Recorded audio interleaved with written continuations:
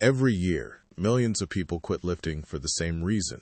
Not because they lose motivation, not because they stop seeing results, but because one day their shoulders start hurting on the bench press, their knees ache during squats, or their elbows burn every time they pick up a dumbbell.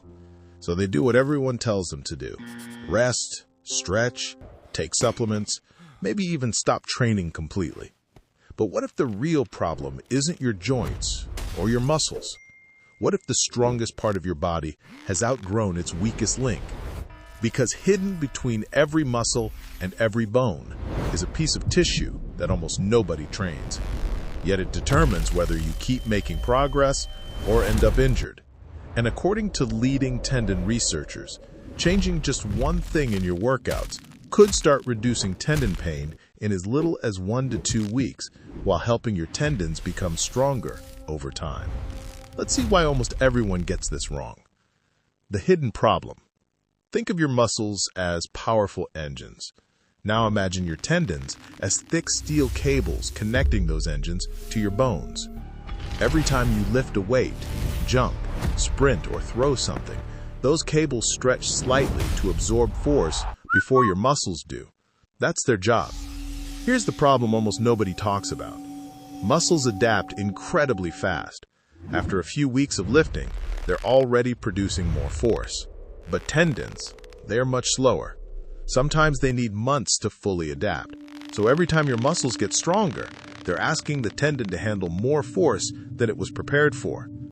Little by little, tiny areas inside the tendon become overloaded. That's why the pain doesn't usually appear after one workout. It builds silently until one day, even lifting a coffee mug hurts. The biggest mistake, most people respond the same way. They stop training completely.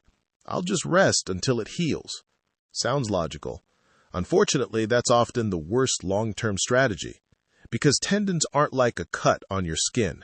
They respond to load. Without the right amount of mechanical tension, the healthy parts become weaker, while the damaged tissue doesn't reorganize properly. So when you return to training, the pain comes right back. Not because your body is broken, but because your tendon never learned to handle force again. The second mistake. There's another habit of quietly destroying tendons. Using momentum. Dropping the bar off your chest, bouncing into the bottom of a squat, swinging heavy dumbbells. It feels easier, but every bounce creates a massive spike of force. Your muscles can survive it. Your tendons pay the price.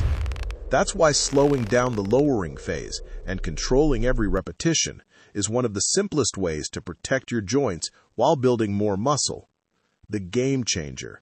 Now here's where things get interesting. Instead of moving the weight, don't move it at all. This is called an isometric hold. You create maximum tension while keeping the joint completely still. Why does this matter? Because holding tension for around 30 seconds gradually distributes force through the tendon. That mechanical loading tells your body, we need stronger collagen here. Over time, your body responds by remodeling tendon tissue. Research also shows isometric exercises can temporarily reduce pain, making movement easier while recovery continues. Here's the rule. A discomfort level around 3 or 4 out of 10 is generally acceptable. But if your pain is significantly worse the next day, you've done too much. How to start. If your shoulder hurts during bench press, push against an immovable bar or hold yourself halfway through a push-up. If your elbow hurts during curls, pause at a 90-degree angle. If your knee hurts during squats, hold a wall set or pause halfway through a leg extension. The formula is simple. Hold for 30 seconds, do 3 sets. If you're dealing with active tendon pain, repeat twice a day. Once symptoms improve, continue 3 to 4 times a week for several weeks. Then keep just a few minutes of isometric work after your workouts as maintenance. Because strong muscles might impress people, but strong tendons are what keep you training for decades. And if you build the foundation first, your joints won't just survive your workouts, they'll help you keep getting stronger for years to come.